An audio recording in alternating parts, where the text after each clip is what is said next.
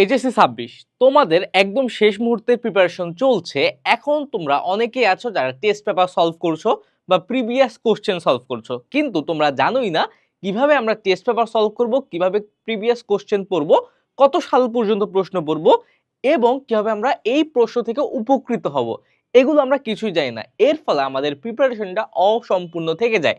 কিন্তু কিভাবে পড়লে আমরা বোর্ড কোশ্চেন থেকে শুরু করে টেস্ট পেপার মডেল সবকিছু ভালোভাবে জানতে পারবো এই একটা ভিডিওর মাধ্যমে। দেখো আমরা শুরুতেই কি করব, যে কত সালের কোশ্চেন পড়বো এইটা নিয়ে আমাদের একটা দ্বিধাদ্বন্দ্বে থাকে। এখন অনেকে বলে 5 বছর, অনেকে বলে 10 বছর, কিন্তু অ্যাকচুয়ালি কত বছর হচ্ছে আইডিয়াল? আমি বলবো যে 4 থেকে 5 বছর।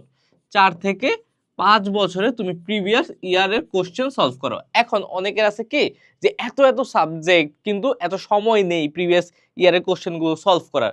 সেই ক্ষেত্রে কি করার?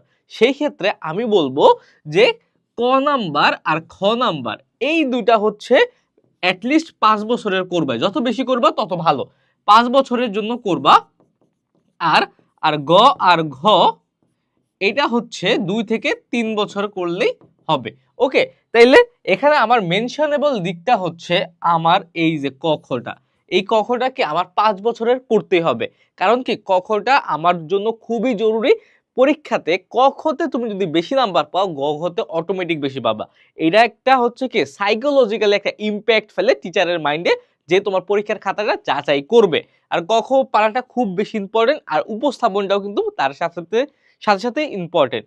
ওকে, এখন দেখো তারপরে এখন শুধুমাত্র কি পড়লেই হবে না, টেস্ট পেপার পড়ার মেইন উদ্দেশ্য কি? কোশ্চেন প্যাটার্ন বোঝা, যে কোথা থেকে আমার প্রশ্ন আসবে, কোথা থেকে প্রতি বছর বেশি আসে। এই ক্ষেত্রে আমি বলবো আরেকটি স্ট্র্যাটেজি, 3টা ভাগে ভাগ করবা। প্রথম ভাগটা কি? Hot topic. Hot topic. দ্বিতীয় ভাগটা কি? মিডিয়াম। মিডিয়াম। আর তৃতীয়টা কি? লো। হ্যাঁ, লো।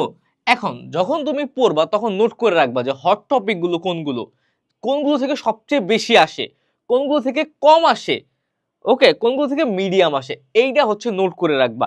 এখন নোট করার পরে কাজ কি বা কেনই বা আমি নোট করে রাখবো, এইটা নিয়ে আলোচনা করব হচ্ছে এইখানে। দেখো প্রশ্নের ধরন অ্যানালাইসিস করার পরে যেগুলো বারবার আসে, এখন এই যে কোশ্চেন বেসড পড়া শুরু করতে হবে। এখন কোশ্চেন বেসড বলতে যে এই যে আমরা নোট করছি না যে হট টপিক, মিডিয়াম টপিক আর লো টপিক, এই নোটের উপরে কেন্দ্র করে এখন এই নোটে আমার যেগুলো হট টপিক, যেগুলো থেকে বারবার কোশ্চেন আসে, ওগুলোতে আমার অবশিষ্ট সময়ের 60% সময় দেব। 60% টাইম আমি এই হট টপিকে দেব। যে আমার যে সময় আছে 60% আমি এই হট টপিকগুলোই পড়বো, এর বাইরে আমি যাব না।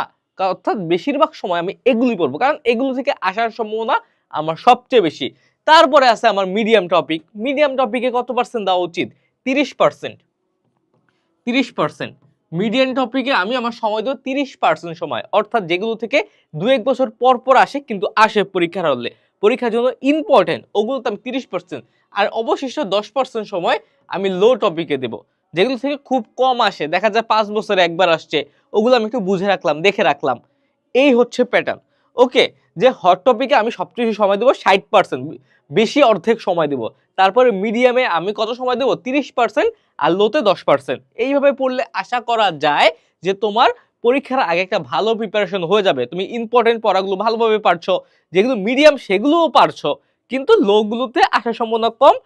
একদম সময় না থাকলে এখানে পড়ারও দরকার নেই, যদি তুমি একদমই তোমার হাতে সময় না থাকে। তারপরে কি? অনলাইন রিসোর্স ব্যবহার করো। ভাই আমি বারবার বলতেছি অনলাইন রিসোর্স ব্যবহার করো। এখন তুমি এই 60%, এই 60% আর 30% শেষ করার সময় দেখবা কি যে তোমার অনেক জায়গায় সমস্যা থাকে। বিশেষ করে কোথায় কোথায় সমস্যা থাকে? সমস্যা থাকে তোমার বাংলায়, সমস্যা থাকে ইংরেজিতে, সমস্যা থাকে আইসিডিতে। তারপরে আর কোথায় কোথায় সমস্যা থাকে? থাকে ইকোনমিক্সে। ইকোনমিক্সে আবার কোথায় থাকে? আমার ছিল লজিকে। লজিকে কারো থাকে, সাইকোলজিতে কারো থাকে, ইসলামিক ইতিহাসে কারো থাকে, ভূগোলে। এইরকম অনেক, ভূগোলেও কিন্তু অনেকের সমস্যা থাকে। এখন যেগুলো সমস্যা থাকে ওগুলোতে আগে ফোকাস করো, ওগুলোতে ফোকাস না করলে সমস্যা। এখন অনলাইন রিসোর্স কিভাবে এই ক্ষেত্রে হেল্প করবে? অনলাইনে অনেক কোর্স আছে যেগুলোতে তুমি খুব ভালো ভালো ভালো কন্টেন্ট পেয়ে যাবা। এখন তো কলেজে গিয়ে পড়ার সুযোগ নেই, তোমাকে বুঝায় তো দেওয়া লাগবে। হোম টিউটর যদি থাকে, সে যদি তোমাকে সব পড়াই দিতে পারে, হ্যাঁ ভালো, কিন্তু একটা হোম টিউটরের কি সবসময় 24 ঘন্টা তোমার সাথে থাকা সম্ভব? সম্ভব না কিন্তু। এখন তোমার এমন একটা কম্প্যাক্ট বা অ্যাক্সেসিবল জিনিস লাগবে, তুমি যখন ইচ্ছা তুমি পড়তেছো রাত 12টা বাজে, তোমার এই টপিকে সমস্যা হয়েছে তুমি পড়তে পারতেছো। এটার সমাধান কি? এটার সমাধান হচ্ছে যদি সকল বিষয় সমস্যা থাকে তাহলে এসি টু এডি রিভাইভ কোর্স। রিভাইভ এখানে কি বাংলা, ইংলিশ, আইসিটি সহ মানবিকের সকল বিষয়ের প্রথম পত্র আর দ্বিতীয় পত্র সব ক্লাস দেওয়া আছে, দাগানো বই দেওয়া আছে, এক্সাম দেওয়া আছে, অনেক কিছু দেওয়া আছে ভাই। এগুলো তুমি এত কিছু শেষ করতে পারবে না, শেষ করতে পারলে তো ভালোই। আর যদি শুধুমাত্র এই যে বাংলা, ইংলিশ, আইসিটিতে সমস্যা থাকে, এই ক্ষেত্রে আমাদের ইবিআই কোর্সে চলে যাও।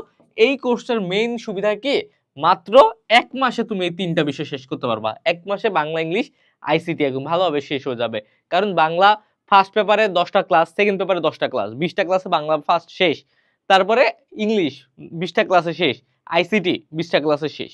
এই হচ্ছে সবচেয়ে মজার একটা ব্যাপার এই ইবিআই কোর্সের। আর একাডেমিক অ্যাডমিশনে এই কোর্সে কি থাকে, এই কোর্সে হচ্ছে সকল কিছু বিস্তারিত ইন ডিটেলসে সব দেওয়া আছে। ওকে, এখানে তুমি বাংলা, ইংলিশ, আইসিটিও পাবা। সুতরাং তোমার অনলাইন রিসোর্সকে ভালোভাবে ব্যবহার করলে এই যে এই 90% জিনিসে তুমি একটু ফোকাস বেশি দিতে পারবা। এই ক্ষেত্রে তোমার পরীক্ষার হলে ভালো রেজাল্ট করার সম্ভাবনা খুব বেশি বেড়ে যাবে। ওকে, তাহলে এইভাবে একটু টেস্ট পেপারগুলো সলভ করো, আশা করা যায় যে তুমি অনেক ভালো একটা ফিডব্যাক পাবা। ওকে, তারপরে যদি কোনো সমস্যা থাকে আমার পেজে আমাকে ফলো করে রাখতে পারো, আশা করছি তোমার কোনো ক্ষতি হবে না। ওকে, আবার দেখা হবে, সেই পর্যন্ত সুস্থ থাকো, ভালো থাকো, আসসালামু আলাইকুম।